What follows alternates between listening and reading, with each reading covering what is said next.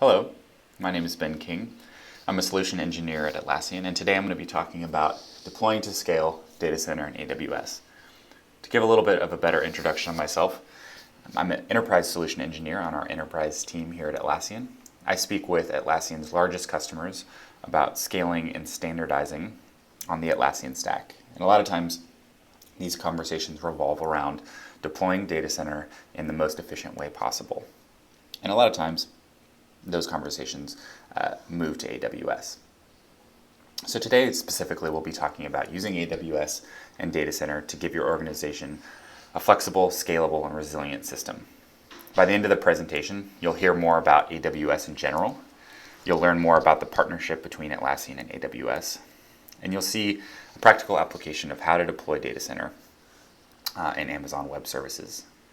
But before I get into all that, I'd like to give just a better introduction of AWS in general. Now, the reason an organization might consider moving to a hosted platform such as AWS is to spend less time managing their infrastructure and more time on the things that they want to spend time on, like concentrating on new business initiatives or R&D. From a high level, these are all the services that AWS provides. If you think about AWS like a traditional infrastructure as a service provider, you really limit the scope of the services that AWS provides. In that lower right-hand corner, those blue icons represent sort of the more traditional infrastructures that you can get through AWS. Things like VMs, storage, databases, and that sort of thing.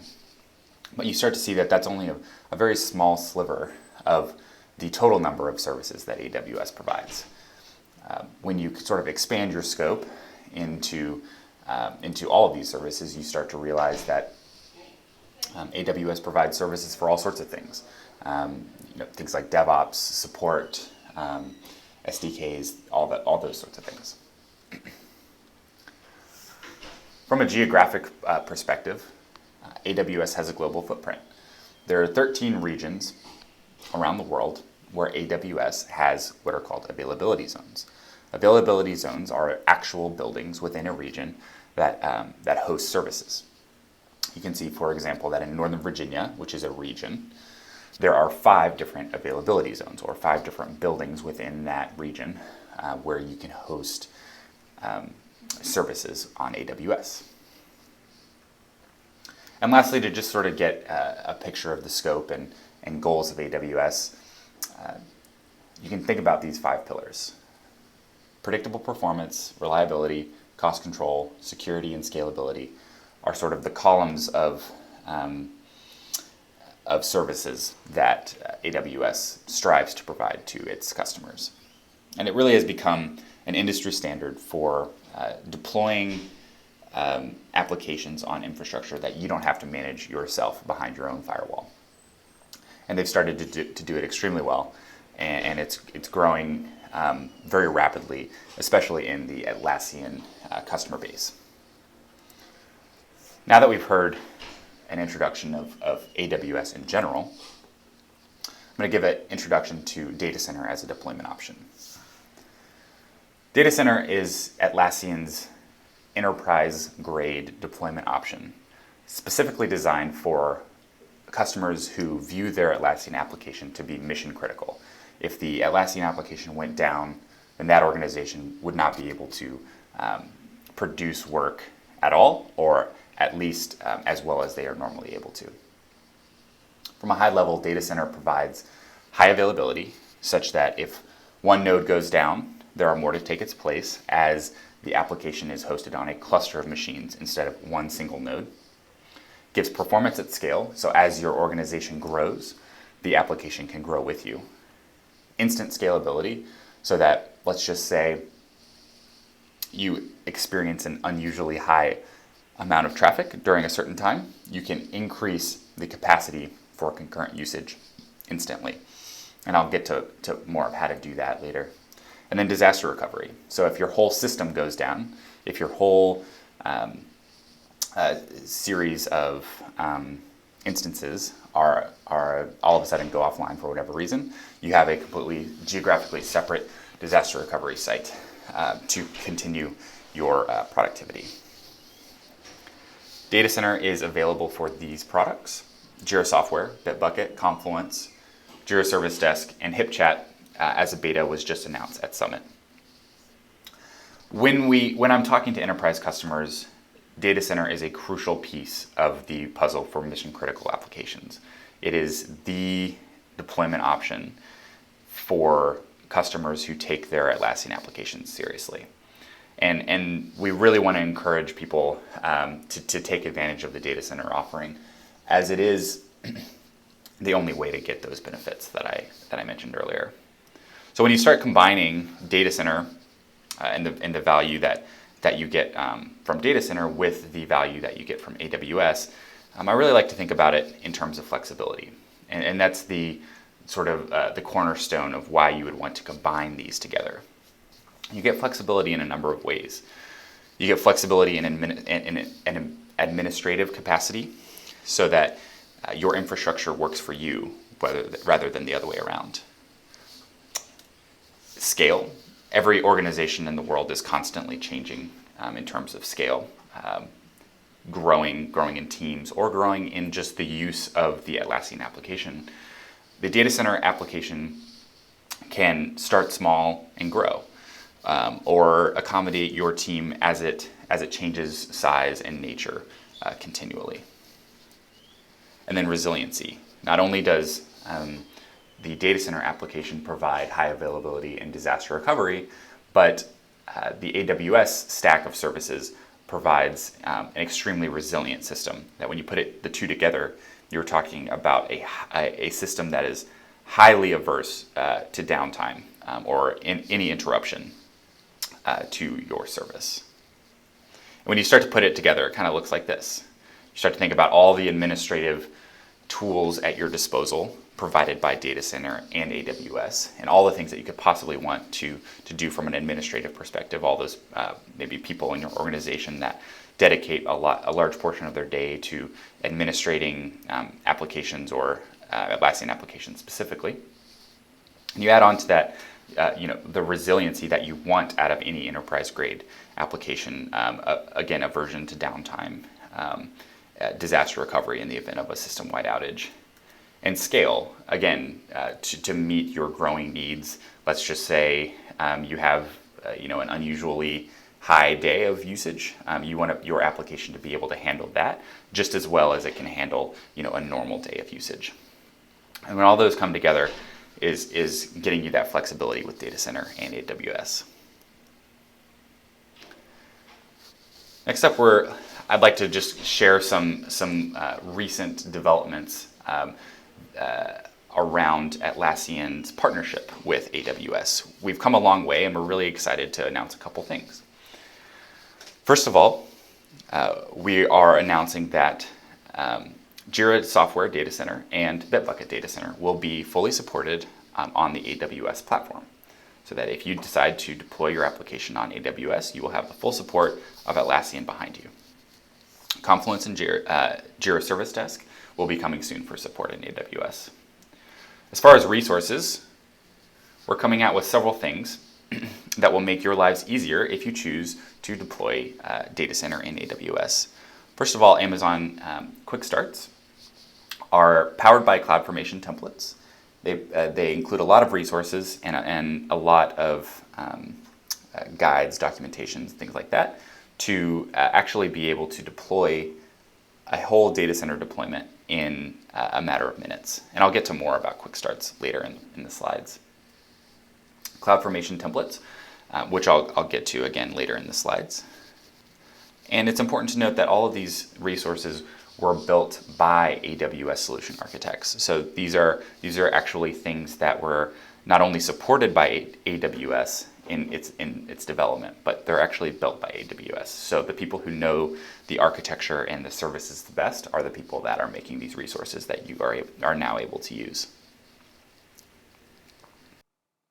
Now that we've heard about AWS in general and some of the resources that have been made available to you, let's talk about actually deploying Data Center in AWS. Before we do that, let's talk about some of the pieces that you'll need to complete the puzzle. First, let's talk about the Data Center architecture. What you're seeing on the screen, is the architecture for all Data Center products. It's important to note, though, that for the remainder of this demonstration, I'll be talking in context of JIRA Data Center. But pretty much everything I say is going to apply to the other products as well. And I'll try my best to point out any differences as I get to them. The data center architecture looks like this. In the middle, you have your application nodes, which is where the Atlassian product is actually going to live. On top of that, you have your load balancer, and then you have your database and your shared file system. And I'll get to what each of those does here in a little bit. But in order to put this on AWS, there are various services that you'll need. And I know that these just look like a lot of logos right now, but I'll explain what each of them mean in greater detail. To deploy data center in AWS, you will need an elastic load balancer, a number of elastic compute clouds or EC2 servers, those are like VMs. You'll need a relational database service and an elastic file system. That'll be your shared file system. I'm going to go into each one of those and any specifications that you'll need to make when setting it up.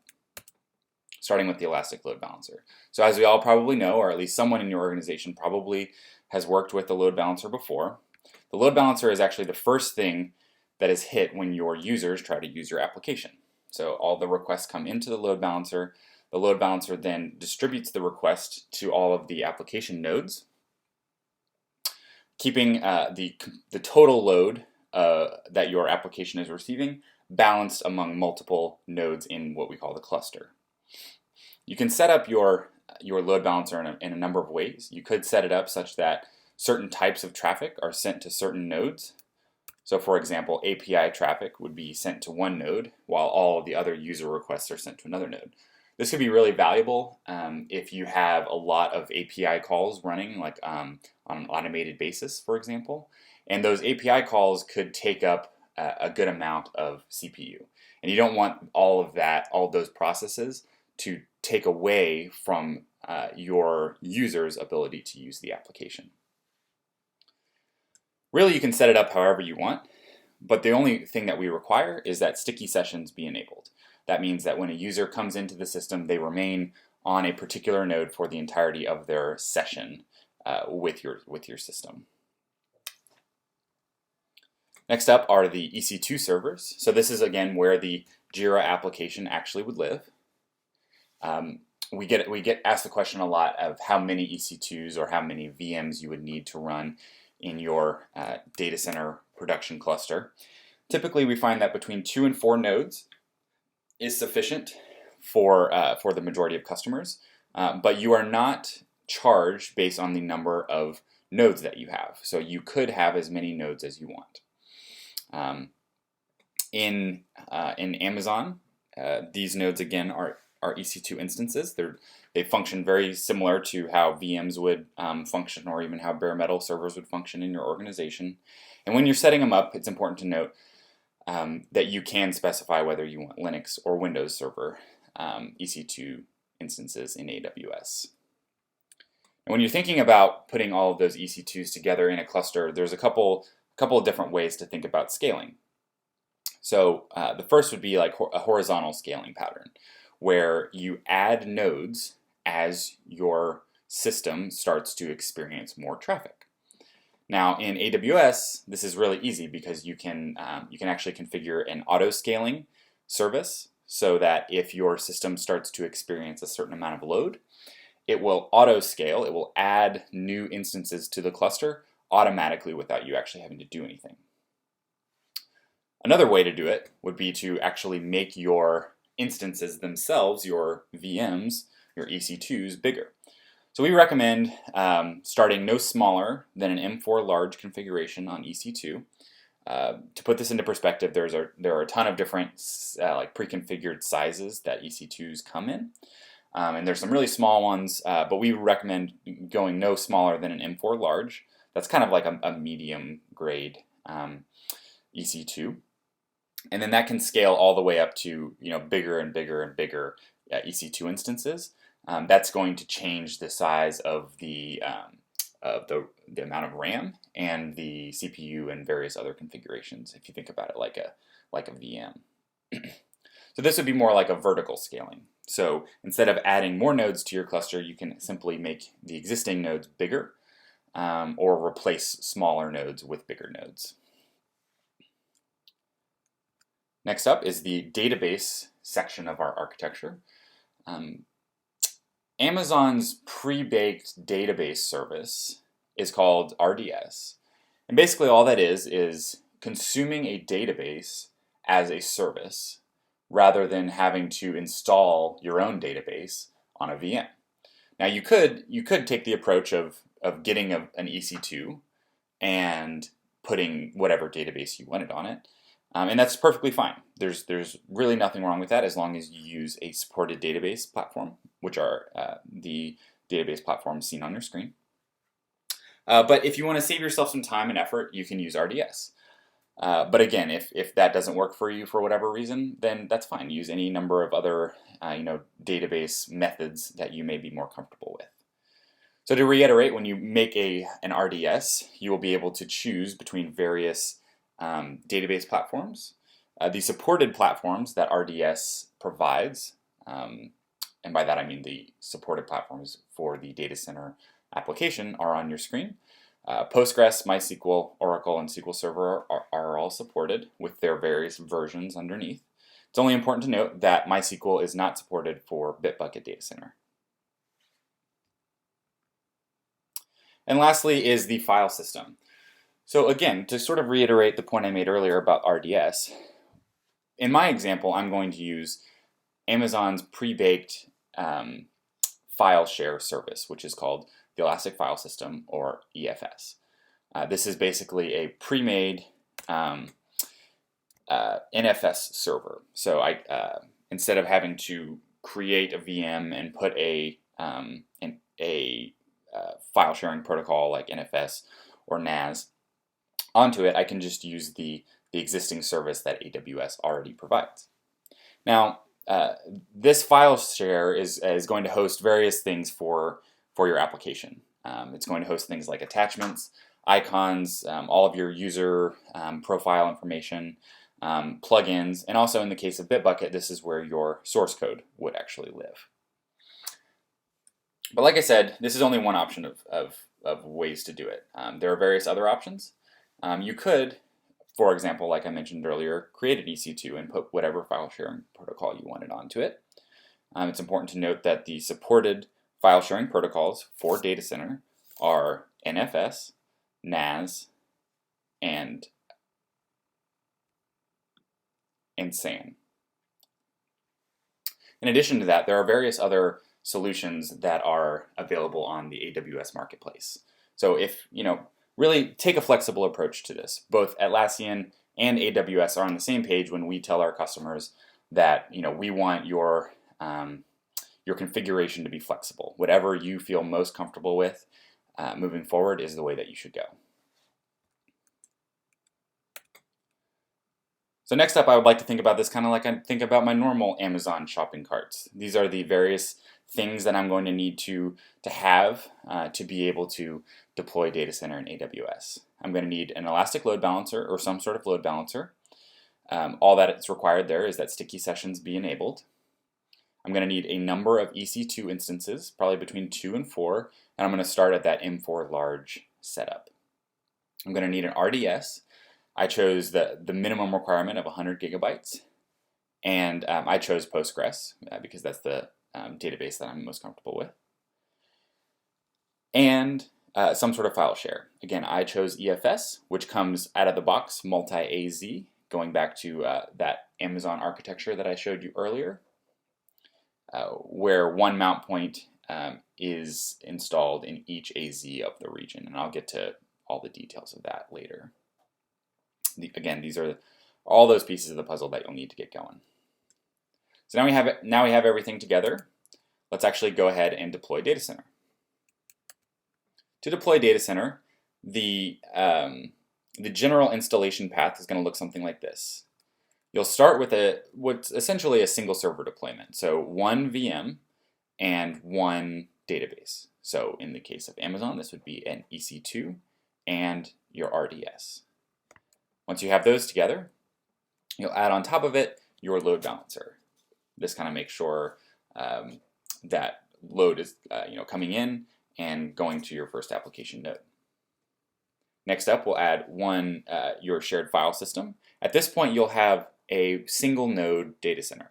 This is a great place to stop and do testing or make any checks that you need to make to ensure that everything is working properly, because this is essentially a fully deployed data center just without the high availability of more nodes in the cluster.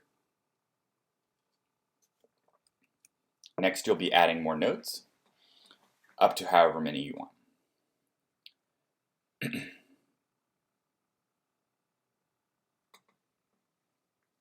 So to actually deploy, I'm going to start with that first step of deploying one EC2 and one RDS.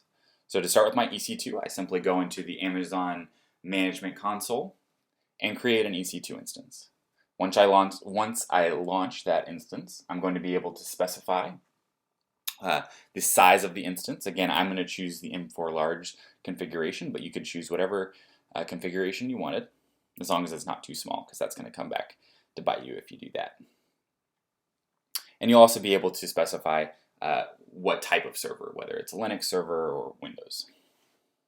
Both are supported by Atlassian. Next, I'm going to create my database in very much the same way. Once I launch my database instance through the AWS Management Console, I'll be able to specify which database service I want to use, whether it's Postgres or MySQL or whatever. And I'll be able to specify how big the database instance is going to be and various other configurations about it, but they walk you through it really nicely. Next up, I'm going to add the load balancer on top of the architecture. Now again, most of your organizations probably have someone who's deployed load balancers 1,000 times, and this is very much the same. It's just Amazon's particular flavor of load balancer. But again, to reiterate, if you would rather use a load balancer that you're more comfortable with, by all means, do that. When you create an ELB, you have a couple of options. Your first is the application load balancer, and then the classic load balancer. Remember earlier when I was talking about sending particular types of traffic to particular nodes? If I wanted to do that, I would want to choose that application load balancer. It gives you just a little bit more control over how your traffic is handled. But just for the simplicity of this example, I'm going to go with the classic load balancer. Once I create the load balancer, I'm going to make some configurations about it. I'm going to make sure that any requests coming in on port 80, which is like your typical HTTP port, are going to be redirected to the port of that my application is running on, which, for example, for JIRA by default is 8080. This is specifying that any traffic coming in on port 80 will be redirected to port 8080. Once this is configured, I'm just going to add a couple of extra things. I'm going to add my nodes, all my EC2 instances, which is right now just one. I'm going to add that node into the load balancer so that the load balancer knows where to send the traffic. And then I'm going to set up that stickiness that I was referring to earlier. Again, this is ensuring that once your users come to the system, they will remain on a particular node for the entirety of their stay in the system. You do this by setting a particular cookie stickiness, which is called JE Session ID. And this is all done through the AWS Management Console for ELB. It's important to note also that this is where you would want to set up your SSL if in the future you wanted to do that. But you could do that at any step of the way. And I'm gonna kind of glance over it for now. But again, this is very important to many customers, and this is where you would do that. Then I'm going to add the shared file system. Again, this is the EFS. When I create my EFS, as I said earlier, it's going to put one mount point in each availability zone of the region I selected. So if you think back to my my Amazon global footprint map from earlier, I pointed out that there were 5 availability zones in the Central East or Northern Virginia regional. So because I have deployed my EFS in that Northern Virginia region, I can have one mount target in each of those 5 availability zones in that region.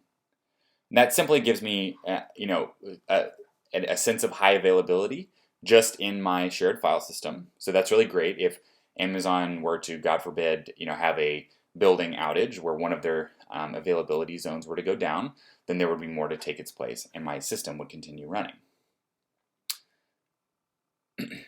And again, this all happens by default, and it can be configured if you don't want to set it up that way. After I've set up my shared file system, I'm going to add more nodes. Now, because I've already gone through the process of deploying one node, and after I deployed that node, I would have to install the JIRA application, configure it, make sure it's seeing the database, and kind of this whole rigmarole of steps. I can make that process a lot easier when deploying the second node by simply creating an image of the first node. Now, these images work very much the same as you would see like in VMware or some virtualized environment that you may be more familiar with. But when you create an image, basically all you're doing is you're taking a snapshot of everything on a node. So I would take a snapshot of everything on my first EC2 instance, and then I would be able to create another instance from that snapshot that looks exactly the same, has all the same configurations and installations that I made already. The cool thing is, though, that when you spin up a new EC2 from an image, you can change the size or configuration of the EC2. So let's say I went through the process and I deployed one EC2 at that M4 large setup, and I realized that's too small and I'm going to need a bigger one. I can create a new EC2 from that image and specify a bigger configuration, like the M4 XL, for example. It's going to make it way easier to do that scaling horizontally and that scaling vertically that I was talking about earlier. And then from there, you can go ahead and add, however many more nodes you want. Again, scaling to whatever meets the needs of your organization. Lastly, you would want to specify the DNS rules or your web rules such that your users could access your application via a more recognizable URL, something that makes more sense to them, like a URL that they're typically used to using, instead of the long predefined Amazon URLs, for example. Now, DNS in AWS is done through a service called Route 53. It's again a configurable service, just like all the other services we've been talking about. But again, to beat a dead horse, you can use this Route 53 service if you'd like, or use any other DNS provider or service that you may be more comfortable with. Really, it doesn't matter as long as you're comfortable setting up those web rules and that your users have the experience that you want them to have. When you have all these services in play, you can start to see it all come together kind of at that AWS Management Console layer. So what you're seeing here is kind of a high-level overview of all of the services that you can configure through that AWS Management Console. And we're only using like 4 of them, but you can see there's over 60 services that Amazon provides. Again, going back to that kind of complex slide I showed earlier of all those services that Amazon provides.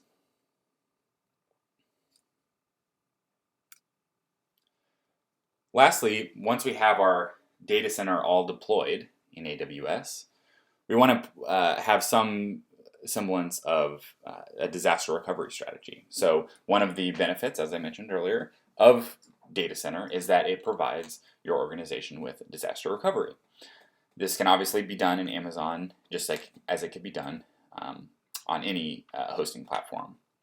But this is what it's going to look like. Now that you have your first setup, your production setup in region A, let's just call it, you would make another disaster recovery site, which is geographically separate in a different region. So in this case, region quote unquote B.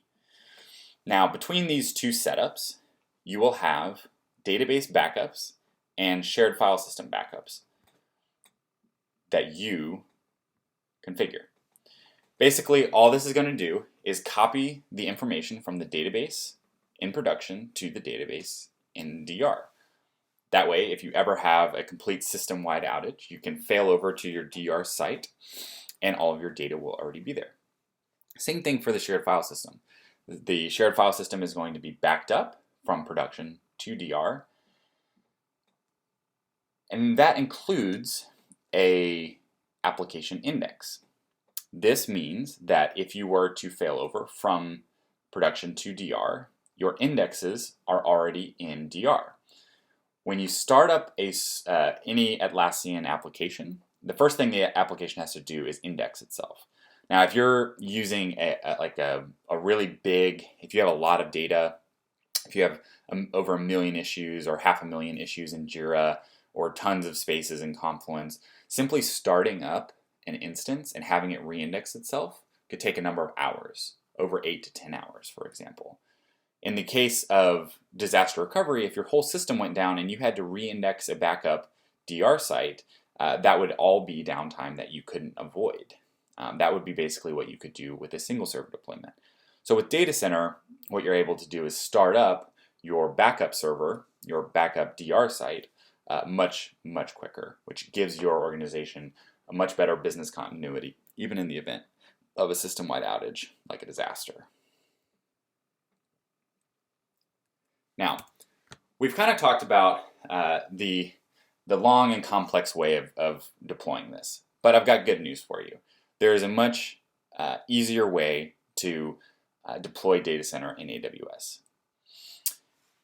We have come out with AWS Quick Starts, which I mentioned earlier. AWS Quick Starts are completely automated deployments of Data Center in AWS. They are powered by CloudFormation templates, which I'll get to in a second, and I'll explain those a little bit better. They're completely configurable, so you can pick which databases you want and what various configurations you like. And then it comes with a lot of documentation. So it comes with sort of a more complete and thorough guide on how to maintain a data center deployment in AWS. Now you might be thinking to yourself, well, why would I ever go back and do the long way that you've spent so long describing? Well, there's actually still a valid reason to do that. So, these quick starts kind of are a great way to get started. They're a great way to get your organization running. They're perfect for an evaluation scenario if you're, seeing how you like AWS, how you like Data Center. But for a lot of organizations, and especially enterprise level organizations, you'll probably want to have a more hands-on approach to the installation, where you actually get to configure each piece of the puzzle at a much more granular level. And that's where you would go back and use those steps that I've covered already. But for getting started, being able to deploy Data Center in minutes is pretty awesome. Next up, we're going to talk about sort of refining the data center architecture in AWS. So again, I was talking about the multitude, over 60 different services that AWS provides, and we've only used 4 of them so far. So let's talk about some of the other services that you could use to really take your data center to the next level. I'm going to focus on 2 that I think are really important. The first is CloudWatch, and then CloudFormation. Starting with CloudWatch.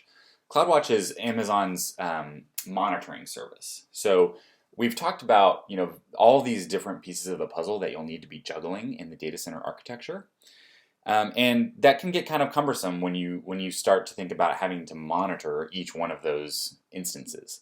CloudWatch makes that really easy and really seamless. And not only does it provide monitoring, but it gives you metrics on your usage and things like that. It allows you to have much better access to logs and much more detailed logs. That's really good for use in like troubleshooting if you have an issue. And you can also set alarms so that if any node starts to experience unusually high traffic, you can have an email sent to yourself. Or if a node goes down unexpectedly, you can have an alarm set to make sure that you know as soon as possible when that happens. Next up is CloudFormation. I'm going to spend a little bit more time digging into CloudFormation. So CloudFormation is basically infrastructure as code. All that infrastructure that we've been talking about written out in lines of code. Put into a script where if you were to just run that script, you would deploy any number of pieces of infrastructure through the lines of that code. It's just really great for staging and testing environments, especially if you wanted to have like a multitude of environments being spun up. It's kind of like those images that we were talking about earlier. If you've made one data center, then you can make more like it using a CloudFormation template. It would also be really good to test configuration changes, which again is sort of a staple of an enterprise deployment, is constantly checking your configuration to make sure that it is the best it could possibly be to serve your organization. So let's take a little bit deeper dive. So a CloudFormation template would look something like this. You see just a lot of lines of code, a lot of configurations, where you can actually specify all the different things that go into the VMs, the EC2s, the RDS that we talked about earlier. Kind of all of those configurations that we made would be here in lines of code. So you can start to see how the various pieces of the architecture can actually come together into just one simple script. And this is what the AWS Quick Starts is built off of. So when you configure a AWS Quick Start and you just run through it in a number of minutes, you can deploy an entire data center deployment in a handful of minutes, way faster than you could do it manually, which is pretty awesome. And if you want to have access to that, please, by all means, use the QR code on your screen. Visit Atlassian.com/AWS for Atlassian's AWS Landing Page. And then there is also the quick starts that are available through AWS's website directly, if you'd prefer to go there. So we've covered AWS from a high level. We've covered the resources available to you from Atlassian in partnership with AWS. We've come a long way and we're really proud of it. We've shown the pieces of the puzzle that you'll need in order to deploy data center in AWS. And then we've gone through a practical application of the installation process. And then I gave you a nice little gift that should make your lives a lot easier when trying to do this yourselves. We've seen how the administrative capability of AWS is pretty awesome. Not only do you get the management console that we were kind of living in for a little bit, but you get all those other services that we didn't even touch on. So if you want to expand your use of AWS to the nth degree, it's really going to start coming into fruition and being a really great tool for your organization. And then you compile that with the resiliency that we talked about. So not only are a lot of the services from AWS already kind of configured to be resilient, they're configured to be highly available, but then the data center deployment option is by far our most resilient option. So anyone who takes their resiliency, their downtime very seriously, I mean, you have to go data center. And lastly, scale. So every organization's different. Every organization's growing, changing shapes and sizes and colors and everything. And your system needs to be able to keep up with that and to constantly be changing as you change. Now, data center does that really nicely, being able to add new nodes instantly, being able to grow the concurrent usage capacity at the click of a button, adding another node to the cluster. But AWS does that really nicely too. You can scale vertically by adding more CPU and RAM to your EC2s, or you can scale horizontally by adding more EC2s to your cluster. This will constantly be giving you the tools to scale your application exactly the way you need to for your organization. And where all those things kind of come together is when you put AWS and data center together. Thank you very much.